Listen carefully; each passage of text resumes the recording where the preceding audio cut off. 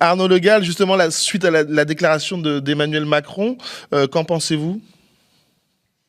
Bon, d'abord, il faut quand même avoir en tête que le discours sur la dissuasion nucléaire était prévu depuis de très longue date. Donc, la D'accord. guerre en Iran, il n'a pas fait un discours parce qu'il y avait une guerre en Iran. Donc, ça, c'est important à avoir en tête pour les auditeurs.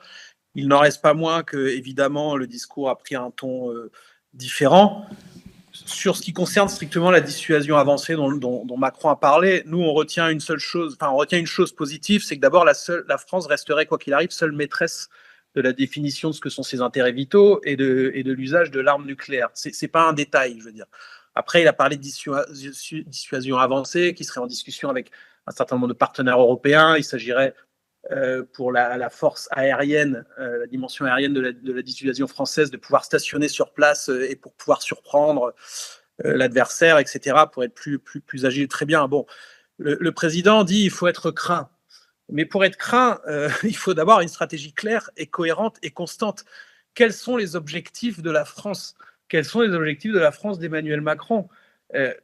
On ne peut pas avoir d'autre objectif que celui de rétablir la paix, de rétablir les prérogatives du droit international.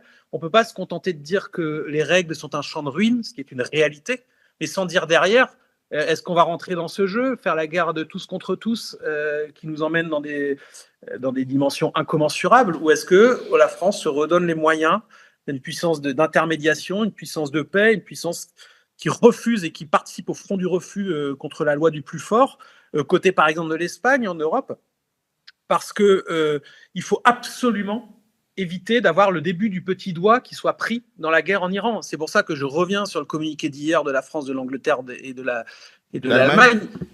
La phrase disant on est prêt à taper à la source pour empêcher d'envoyer des missiles, ça veut dire taper sur le territoire iranien, ça veut dire attaquer sur le territoire iranien. Or, la guerre que viennent de lancer Trump et Netanyahou, je ne discute pas d'un point de vue moral, le régime iranien est abominable, c'est pas la question, mais c'est une guerre illégale et c'est une guerre qui ouvre la porte sur l'inconnu. L'Iran, c'est 3 fois la taille de la France, c'est 90 millions d'habitants.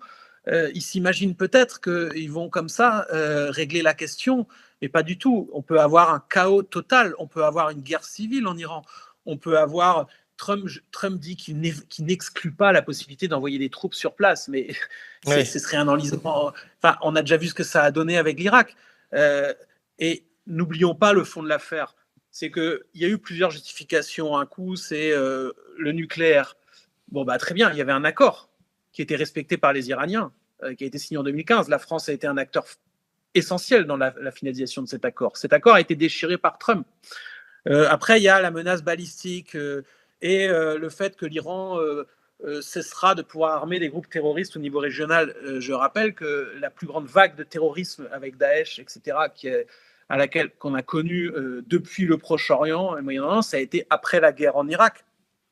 Donc, tout ça, ce sont des justifications qui, d'un point de vue sécuritaire, ne tiennent pas la route. La vérité, c'est que Donald Trump engage une nouvelle phase de sa guerre commerciale, qui est une guerre tout court avec la Chine, parce que l'idée, c'est de reprendre la main sur les routes commerciales, de reprendre la main sur le pétrole, entre autres, et notamment sur les routes qui permettent d'échanger le pétrole.